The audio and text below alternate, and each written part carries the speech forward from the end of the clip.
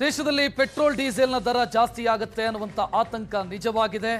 ಕೇಂದ್ರ ಸರ್ಕಾರ ಪೆಟ್ರೋಲ್ಗೆ ₹3, ಡೀಸೆಲ್ಗೆ ₹3 ದರ ಏರಿಕೆ ಮಾಡಿದೆ.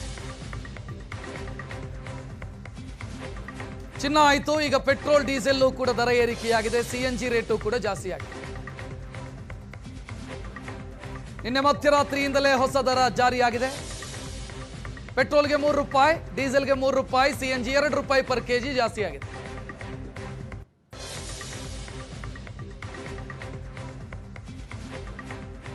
ವಾಹನ ಸವಾರರಿಗೆ ಬೆಲೆ ಏರಿಕೆಯ ಬರೆ ಬಿದ್ದಿದೆ. ಸದ್ಯ ₹3 ಜಾಸ್ತಿ, ಹಂತ ಹಂತವಾಗಿ ಇನ್ನಷ್ಟು ಜಾಸ್ತಿ ಆಗತ್ತಾ ಅನ್ನುವಂಥ ಆತಂಕವೂ ಕೂಡ ಸೃಷ್ಟಿಯಾಗ್ತಾ ಇದೆ.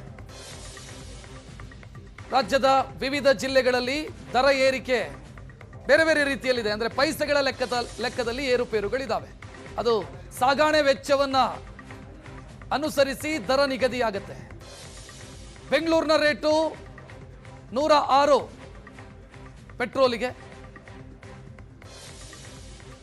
ಬೇರೆ ಬೇರೆ ಜಿಲ್ಲೆಗಳಲ್ಲಿ ಬೇರೆ ಬೇರೆ ರೀತಿಯ ದರ ಇದೆ ಸಾಗಾಣೆ ವೆಚ್ಚದ ಕಾರಣಕ್ಕಾಗಿ. ಯಾವ ಜಿಲ್ಲೆಯಲ್ಲಿ ಎಷ್ಟೆಷ್ಟು ಅನ್ನೋದನ್ನ ನೀವು ಸ್ಕ್ರೀನಲ್ಲಿ ಗಮನಿಸ್ತಾ ಇದ್ದೀರಿ. ಎಷ್ಟೆಷ್ಟು ಜಾಸ್ತಿ ಆಗಿದೆ, ಎಷ್ಟಕ್ಕೆ ತಲುಪಿದೆ ಅನ್ನೋದನ್ನು ನೋಡ್ತಾ ಇದ್ದೀರಿ.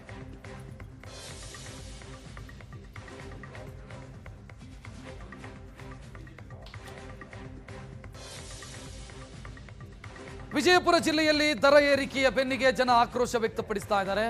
ಕೇಂದ್ರ ಸರ್ಕಾರ ದರ ಏರಿಕೆ ಮಾಡಬಾರದಿತ್ತು. ಹಿಂದೆ ಕ್ರೂಡ್ ಆಯಿಲ್ನ ರೇಟು ಡೌನ್ ಆದಾಗ, ಕಡಿಮೆಯಾದಾಗ ದರ ಏರಿಕೆ ಮಾಡಿದ್ರ ಅನ್ನುವಂಥ ಪ್ರಶ್ನೆಯನ್ನು ಜನ ಕೇಳ್ತಾ ಇದ್ದಾರೆ. ₹3 ಪೆಟ್ರೋಲಿಗೆ, ಡೀಸೆಲ್ಗೆ ₹3. ಇದು ಇಲ್ಲಿಗೆ ನಿಲ್ಲತ್ತಾ ಅಂತ ಪ್ರಶ್ನೆ. ಇನ್ನಷ್ಟು ಜಾಸ್ತಿ ಆಗತ್ತಾ?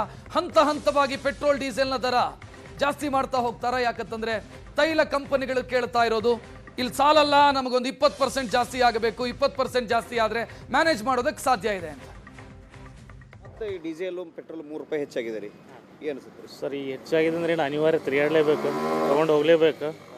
ಅದು ಹೆಂಗಂದರೆ ಕಾಸ್ಟು ಪ್ರೈಸಿನ CPI ಮತ್ತು WPI ಆಗ್ತಿರ್ತದೆ. ಆ ಬೇಸ್ ಮೇಲೆ ಒಂದುವರೆಗೂ ಅವರು ಡಿಸ್ಕೌಂಟಲ್ಲಿ ಕೊಡ್ತಾರೆ. ಮತ್ತೇನು ಮಾಡೋಕ್ಕಾಗಲ್ಲ, ಜಾಸ್ತಿ ಮಾಡಿದ್ರು ಅನಿವಾರ್ಯ ತಿರುಗಾಡಲೇಬೇಕು. ಮೋದಿಯವರು ಕೂಡ ಸಣ್ಣ ಸುಳಿವನ್ನು ಬಿಟ್ಟು ಕೊಟ್ಟಿದ್ರು, ಇಲ್ಲ ಕಡಿಮೆ ತೈಲ ಯೂಸ್ ಮಾಡಿರಿ, ಕಡಿಮೆ ಅಡ್ಡಾಡ್ರಿ. ಜಾಸ್ತಿ ಹೆಚ್ಚು ಕಡಿಮೆ ಇರೋದು. ಈಗ ಅದು ಪೆಟ್ರೋಲ್ ಜಾಸ್ತಿ ಆಗಿದೆ ಅಂದರೆ ನಮ್ಮ ಸ್ಯಾಲ್ರಿ ಏನು ಅಷ್ಟೇ ಇರಲ್ಲ, ಸ್ಯಾಲ್ರಿ ಕೂಡ ಜಾಸ್ತಿ ಆಗದೆ. ಅದೇ ಪ್ರೈಸಿಂಗ್ ಇನ್ಫ್ಲೇಷನಲ್ಲಿ ಜಾಸ್ತಿ ಬರೋದಲ್ಲ, ಅನಿವಾರ್ಯ, ಏನು ಮಾಡೋಕ್ಕಾಗಲ್ಲ. ಇವರು ಹೇಳಿದ್ರಲ್ಲ, ಈ ವಾಹನಗಳನ್ನ ಕಡಿಮೆ ಬಳಸಿ, ಎಷ್ಟಾಗುತ್ತೋ ಅಷ್ಟು ಅಂತ ಹೇಳಿದ್ರೆ ತೈಲವನ್ನು ಕಡಿಮೆ ಬಳಸಿರ್ತೀರಿ, ಅದಕ್ಕೆ ಏನು ಅದಕ್ಕಾಗಿ ಅದೇ EV ಯೂಸ್ ಮಾಡಿ ಅಂತ ಹೇಳಿದ್ರೆ ಮೊನ್ನೆ ಅನ್ಸುತ್ತೆ ಅವ್ರು ಹೇಳೋದು, ಮೋದಿ ಅವರು ಕರೆಕ್ಟ್ ಅನ್ಸುತ್ತೆ ಸರ್. ಮೊನ್ನೆ ಒಬ್ರು ಯಾರೋ ಹೈಕೋರ್ಟ್ ಜಡ್ಜ್ ಅವರು ಸೈಕಲಲ್ಲಿ ಹೋದ್ರು ಆ್ಯಕ್ಚುಲಿ. ಆ ರೀತಿ ಅಂದರೆ EV ಬಳಸ್ಬೋದು, ಬಟ್ ಏನಂದ್ರೆ ಈಗ ಹೆಂಗೆ ಪೆಟ್ರೋಲ್ ಸ್ಟೇಷನ್ ಇದೆಲ್ಲ, ಹಾಗೆ EV ಸ್ಟೇಷನ್ಸು ಸ್ವಲ್ಪ ಜಾಸ್ತಿ ಆದರೆ ಜನಕ್ಕೆ ಕನ್ವೀನಿಯಂಟ್ ಬಳಸಿ ಅಂತ ಹೇಳಿದ್ರೆ. ಬಟ್ ಆಲ್ಟರ್ನೇಟ್ ಏನು ಮಾಡ್ಬೇಕಂತ ಜನಕ್ಕೆ ಗೊತ್ತಿಲ್ಲಲ್ಲ.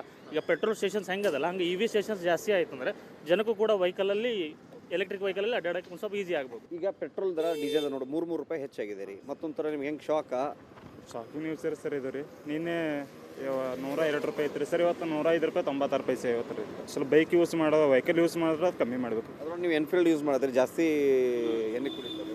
ಹಾಂ, ಜಾಸ್ತಿ ಎಣ್ಣೆ ಕುಡಿತಾರೆ ಸರ್. 30 ಎವರೇಜ್ ಕೊಡ್ತದೆ ರೀ ಸರ್. ರೇಟಿಂಗ್ ಜಾಸ್ತಿ ಆದ್ರೆ ವೆಹಿಕಲ್ ಯೂಸ್ ಮಾಡೋದು ಹೈರಾಣ ಆಗ್ತದೆ. ದರ ಹೆಚ್ಚಿದ ನಂತರ ಹೆಂಗೆ ಫೀಲ್ ಆಗೈತೆ ನಿಮಗೆ? ಈಗ ಏನಿಲ್ಲ ಸರ್, ಸ್ಯಾಲ್ರಿ ಜಾಸ್ತಿ ಆಗಲಾಗ್ಯದ ರೀ. ಸ್ಟೂಡೆಂಟ್ಸ್ಗಳು ಸ್ಕಾಲರ್ಶಿಪ್ ಇಲ್ಲ ರೀ, ಅದ್ರ ಕಾಲ ಹಿಂಗೆ ರೇಟ್ ಜಾಸ್ತಿ ನಾವು ವೆಹಿಕಲ್ಗೆ ಯೂಸ್ ಮಾಡೋದು ಕಮ್ಮಿ ಮಾಡ್ಕೋಬೇಕ್ರಿ. ಈ ಮೋದಿಯವರು ಹೇಳಿದಲ್ಲ, ವೆಹಿಕಲ್ನ ಕಡಿಮೆ ಯೂಸ್ ಮಾಡಿರಿ, ತೈಲವನ್ನು ಕಡಿಮೆ ಬಳಸ್ರಿ ಅಂತ ಹೇಳ್ತಾ ಇದ್ರು. ಅದ್ರ ಬಗ್ಗೆ ನಿಮ್ಮ ಅಭಿಪ್ರಾಯ ಏನು, ಒಬ್ಬರು ವಾಹನ ಸವಾರರಾಗಿ? ಈಗ ಅವರೇ ವೆಹಿಕಲ್ ಜಾಸ್ತಿ ಯೂಸ್ ಮಾಡಲ್ಲ. ಇವರು ಸೆಕ್ಯೂರಿಟಿ ಜಾಸ್ತಿ ಇದ್ರೆ ಫಸ್ಟಿಗೆ ರೀ. ಈಗ ಅವರೇ ಕಮ್ಮಿ ಮಾಡ್ಯಾರ. 1 ವೆಹಿಕಲ್ 2 ವೆಹಿಕಲ್ ಅವರೇ ಯೂಸ್ ಮಾಡ್ಕೊಳ್ತಾ ನಾವು ಕಮ್ಮಿ ಮಾಡ್ಕೋಬೇಕ್ರಿ ಆದಷ್ಟು.